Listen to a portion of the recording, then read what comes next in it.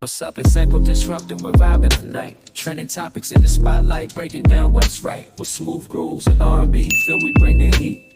Critical thought for everyday life, we're keeping it real. Welcome back, welcome back, welcome back. Welcome to Echo Disrupted. This is the mashup, the pop culture episode 9. So we're just going to chop it up with some of the interesting trending topics in pop culture, and as always, love to catch up and get a good and dialogue and share thoughts and share perspectives. Exactly. So let's get started. Hear me get started in sports ball.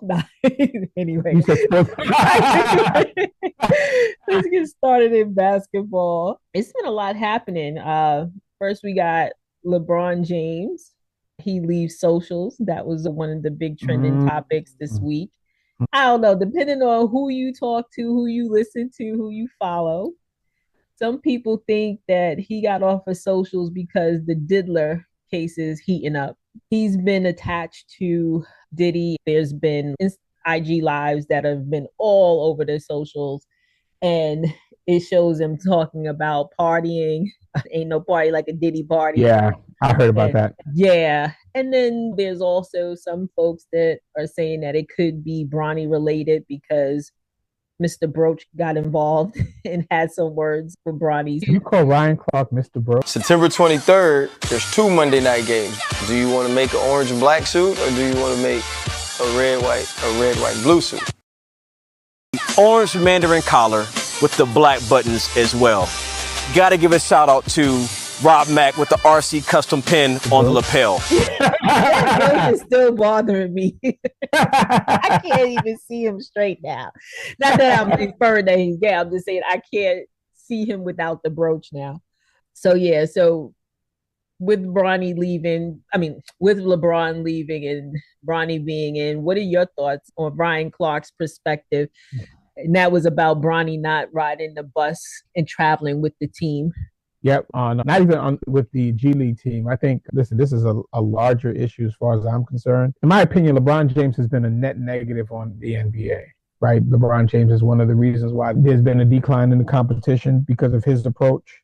Mm-hmm. I think the way the business is done with the rosters, their inability to have veterans on the rosters, because when he was a part of the collective bargaining team, he was the players' union management. He helped negotiate, him and Chris Paul helped negotiate the contract that essentially got the star players, like I think 30% of the salary cap, which makes it tough to fill out a team around them. And the people that took the losses, or the guys that got hurt the most, were the veterans that were able to help guide the younger players. Now he gets his son on the team, and by all intents and purposes, his son's not an NBA player, right? His son is a 55th pick, which is a second-round draft pick, and he's got a 4-year, $8 million contract.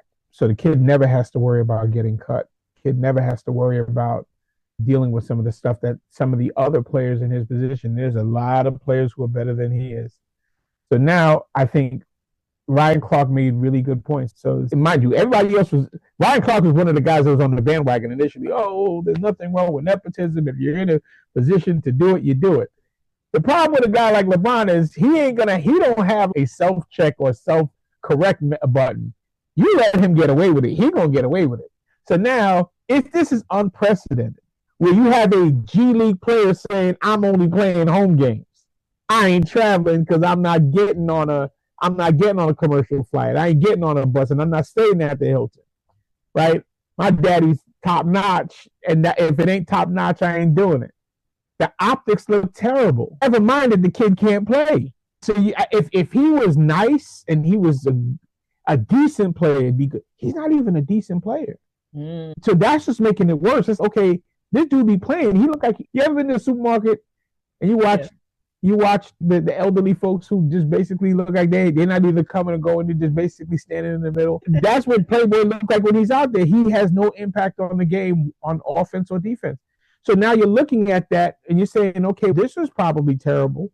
Mm-hmm. Then you couple that with the fact that this dude is now being extended all kinds of privileges. You're like, wait, hold up, guys. wait. Come on, man. I'm trying to rock with you here. So I think that's what you're hearing. And I think the reason why LeBron James is getting off of social media because the echo's starting to get louder, right? Mm-hmm. Shout out to the echoes. And the echoes disrupted. But I think the echo, because that sound is coming from other chambers, right? It's also coming from the guys from Rob Parker on FS1. It's also coming from, what's my man's name again? It came from ESPN the other day, from who's one of LeBron James's biggest advocates. Basically, it made a career out of LeBron James's career. Started writing about him in high school, covering him in high school. Ryan Windhorst. Ryan Windhorst was like, this is a bridge too far. So you got Colin Cowherd saying the same thing. So it's starting, the drumbeat is starting to get louder. And LeBron James has never been known to be one of the toughest guys out here for being able to take media scrutiny. And I think that drumbeat's gotten to the point where he's like, I'm going to fall back for a little bit because we ain't going to change anything. And I'm not going to sit here and deal with it either. So I think that's what you're seeing and that's what you're hearing. Interesting. Yeah, thanks for that perspective. I heard Broach talking and I was like, oh, okay. You called him Broach. I'm done. And then the next thing you know, then I saw LeBron was trending because he was getting off of social. So I was like, oh, and it wasn't, I'm leaving X to get on Blue Sky type of thing. So I was like, oh, what's going on here? But yeah. Nah, he's running from smoke. That's what it is. Yeah. And speaking of the other basketball story, Lamelo. You were good the first time. Sports ball story. Please, go ahead. You first. I actually got wind of it because Cam and Mace were talking about it, and as soon as I hear Harlem, I'm like, wait, who, what? They were just saying that.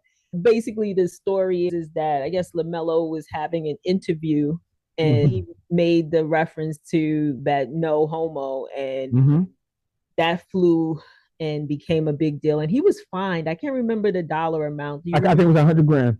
Yeah. And then he did come back out to apologize, but I guess it started the discussion because Cam is saying, oh man, that's something that came out of Harlem in a sense of making that comment. And then I guess it went from that to pause. But what are your thoughts on that? Being able to not bring what you talking to with your boys or your people to a public interview? Is that the issue or is it something else? I think a little bit of it is what I had made reference of earlier in terms of having veterans on your bench and kind of being able to teach these younger dudes how to carry themselves. Believe it or not, I actually think LeBron James played a role in this as well because he lowered the standard, right, in terms of how to engage with the media because he's thrown a couple of F-bombs during post-game interviews. Even one time when he was injured, was sitting on the bench drinking wine, right, on the bench. When you start to lower the standards, you start to chip away at the foundation. So now a young dude like this who's really immature, I think he's 4 years out of high school. They don't necessarily understand the line of demarcation between having a conversation with your friends and speaking to the world, right? Of course, everybody's promoting their brand, right? This is who I am. This is my authentic self, and I'm not going to hide it for anybody. The not understanding that there's a time and a place, place, and a circumstance that seems to be becoming more prevalent in today's environment, especially with today's basketball players who are getting younger and younger. I was listening to something with Jamel Hill, who was interviewing Michelle Obama's brother, and I forgot what his last name is. Something Fitzpatrick, I forgot what his last name is. But they were talking about essentially the NBA is fighting for its survival at this point, right? American NBA players, right? Given how the first round draft picks have over the last couple of years have been French, right? Not French, European. Yeah, European. And all the MVPs over the last few years have also been European, right? So the American basketball players essentially slowly being phased out, right, to a degree. This is the stuff that's leading into it, right? Like you're not going to hear, and I don't expect you to know this name, but, Who, Djokovic? Oh, look at you. I know enough to be deadly. As affectionately known as Joker. Joker's not going to come out there and say no homo and say anything like that. No, don't get me wrong. Joker's going to be, he's so nonchalant about it. He's not necessarily with the stardom, right? He's just, hey, I'd rather be somewhere playing with my horses and what have you. But from a professional standpoint, he gets the joke. Right? You look at a Steph Curry, right? Steph Curry is the epitome of class. If we had more Steph Currys, and I'm not even talking about just his playing style, but just in terms of the way he carries himself, the game would be in much better shape. If you look at the ratings are suffering, Mm. The ratings are really suffering, and these are the reasons, right? If I have my kid 4-year-old, 5-year-old, 6-year-old, I started watching basketball. I don't even remember what age I was, but I call it used to 10 years watch old. and Yeah, play. right. Mhm. Call it. You played? I used to play. Hmm. Oh wow. Okay. Excuse me. This was through Uh, grade school. Then high school, I couldn't get to be a point guard, so then I got into flag corps. okay. It is what it is. It is what it is. You got to stand your ground.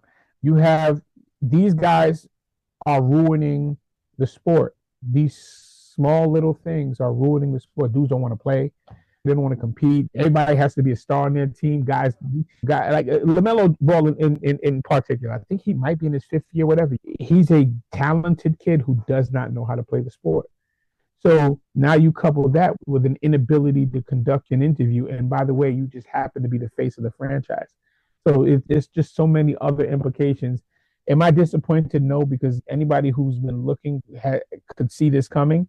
Mhm. I lay this at the feet of the commissioner, Adam Silver, because who has been, although he's established a partnership with these guys, I think he's been far too lenient. And as a result, this is what we're dealing with. That's a good assessment. I was just thinking when I watched basketball, it was so many years ago. This is back when Patrick Ewing was playing. Yeah, I'm horrible. I stopped watching, so I have no comment. Was there color TV when you were watching? Literally, we had the rabbit ear. Did you watch on cable? In some foil. Oh boy. Oh yeah. Was it Hubie Brown? I'm really digging in the he crates. just retired. He just He's retired. still alive. Wow, God bless him. Okay. Yeah, one of the greats. Yeah, so anyway, that's why I said sports ball, because I haven't been engaged in that. I know enough. Like I know who the players are, Mm-hmm. a little bit about the teams, but not necessarily anything that I follow deeply. I said, You ain't missing nothing. You ain't missing nothing.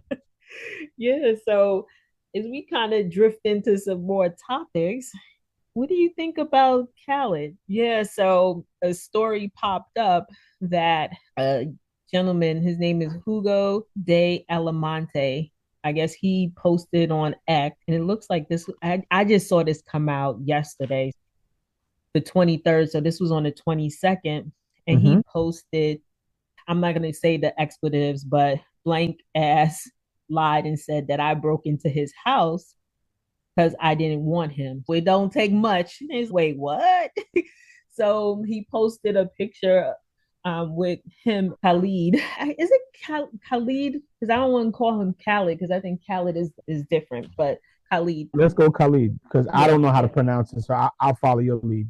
Yeah, so what ended up happening, that got everyone to talking, and they were like, wait a second, what's going on? Because he's pretty much, I like his songs and stuff, but he's pretty much non-problematic. He's 26, so he really isn't coming up on my vested interest. But when I started seeing all this stuff happening, I was like, wait a second, what's going on?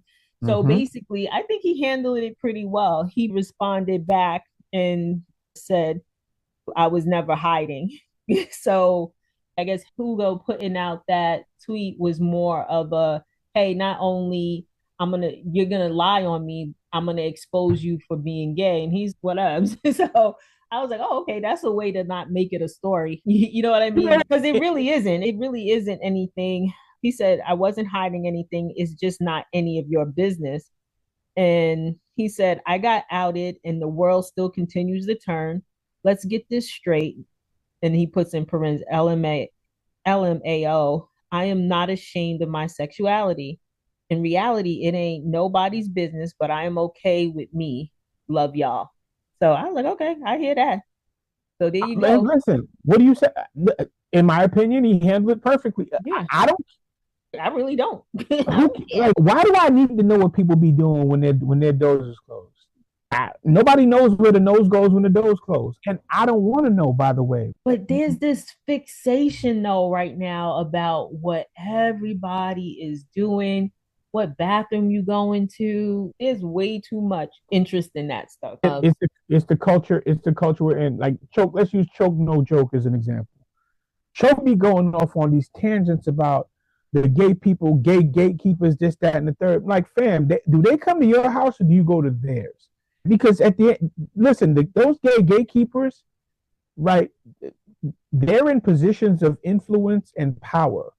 So the likelihood of them coming to you is pretty slim, but the other way around, the only reason why you're engaging them is because you need something. We are in 2024, right? People have all kinds of likes and dislikes. When you think about Khalid's, and I'm not necessarily into him or his music. I've heard a couple of joints. It is what it is. But dude is out here living his life.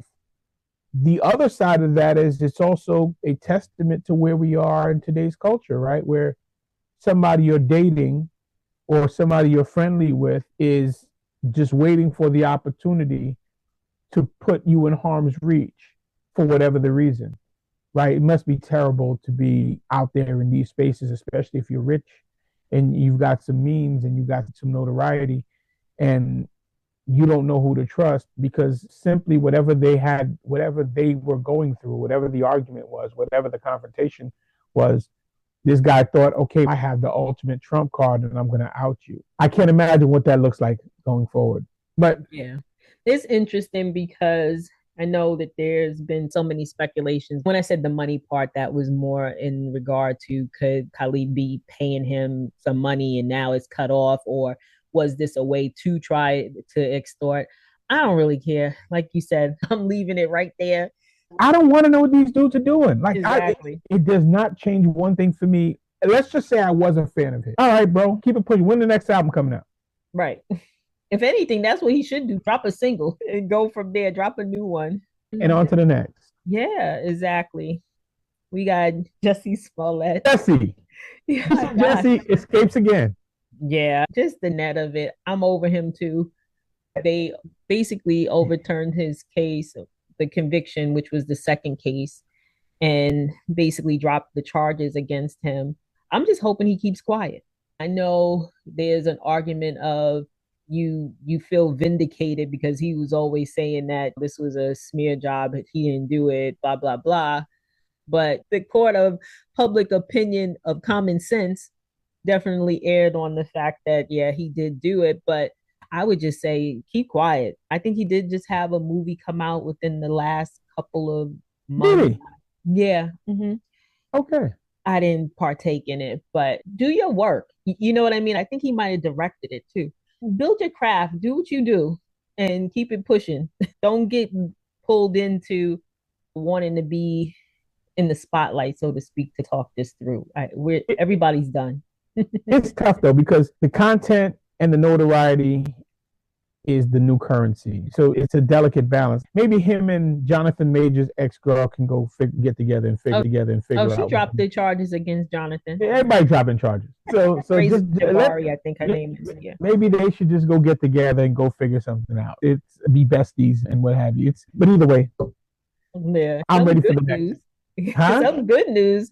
Katt Williams, he buys the former Alabama military base to launch a movie studio. Yeah. So that's blade it up. He just don't say nothing.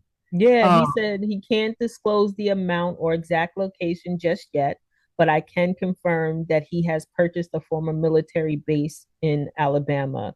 That's per Katt Williams' publicist Amy Sisajev, and that was reported in the AL.com. Good for him. Yeah. 50 did the same thing. 50 did the same thing in Louisiana. The only thing is Louisiana pulled a fast one on him, though. They initially said they were giving him some tax breaks, and those tax breaks have since been pulled, and he's already built his studio. But either way, that is a way to keep the one to continue to generate income, letting people use your facility, build a studio, and let people use your facility in order to go make their movies. But also an opportunity for him to give people jobs. The only concern I have is AI is impacting that area as well. So hopefully he's making adjustments as a result. Yeah, they're saying that it's possibly Fort McClellan, a Cold War era barracks in Anniston, and it has been up for sale for $1.5 million asking price.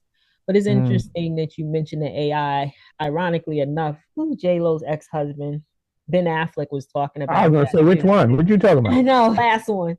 I can't remember because I had it on in the background and was multitasking, but he has some thoughts about AI as well and what it means to the movie industry. last things if everything gets replaced to be replaced by AI. AI can write you excellent imitative verse that sounds Elizabethan. It cannot write you Shakespeare. The function of having 2 actors or 3 or 4 actors in a room and the taste to discern and construct that is something that currently entirely eludes AI's capability, and I think will for a meaningful period of time. What AI is going to do is going to disintermediate the more laborious, less creative, and more costly aspects of filmmaking that will allow costs to be brought down, that will lower the barrier to entry, that will allow more voices to be heard. Look, AI is a craftsman at best. Craftsmen can learn to, make stickly furniture by sitting down next to somebody and seeing what their technique is and imitating. Craftsman is knowing how to work. Art is knowing when to stop. I think that there's still going to need to be an element of creativity on the individual, because you can prompt and AI can do some amazing things. You can prompt it, you can pretty much generate, but it's still a human factor that's there. I think the biggest thing with AI right now is going to be, as much as people are using it, you having your data and your privacy not fuel the AI, if that makes sense. So if people are going into AI, putting in their prompts, putting in all these questions, are you fueling it to actually get it to a point that it could replace you? And I think that's what everyone's concern is. But I think that there's still going to be a need for true creativity and individuality. I agree with you. Tyler Perry is doing an expansion for about $800 million in OpenAI. OpenAI actually impacted that. He halted those decisions. He halted that decision because he knew the negative impact that it would have. So I think there's a lot to be seen. But being that Katt Williams is just getting started, I would assume that those adjustments would be made. Yeah. Right? He's a smart dude himself. Before you go, wanted to get your opinion on Candace Owens and fighting the Beehive. What's she doing now? The chick talking about, Beyonce took $10 million from Kamala's campaign in order to endorse her, I'm assuming. Honestly, I try not to give her too much air, because she definitely likes to bark down these paths and try to beat in paths. Like, she really went in on Kamala and the whole white grandmother, she's not Black. She was definitely one of the driving forces behind that. With Beyonce, why is it your vested interest in what is it? I just don't understand what she's trying to get at and prove, if that makes sense. I will sum it up. Do they think Beyonce needs $10 million? Do you think Beyonce needs $10 million? Her audience is for the small-minded and the undereducated, and it has been effective in terms of getting that message out, because it is resonating in the social media sphere. But again, this is where everything is going, right? Where false proclamations are put out there by somewhat credible sources, speaking sources, and now it's left to the audience to figure out what's what. Yeah, she is definitely a chapter I don't want to read or get involved in. God willing, we never talk about her again. Exactly. That was a great 9.5 mashup. 9.5. Yes. Always good getting a good laugh. Thank you for the sports ball, bringing me up. Nicely done. Informed opinions on We basketball. good. Good stuff as always. Love catching up. Love kicking it. Getting a kiki. Till the next time. Till the next one. Take care. Bye-bye. What's up? It's Sample Disrupting. We're vibing tonight. Trending topics in the spotlight, breaking down what's right. With smooth grooves and R&B, feel we bring the heat. Critical thought for everyday life. We're keeping it real.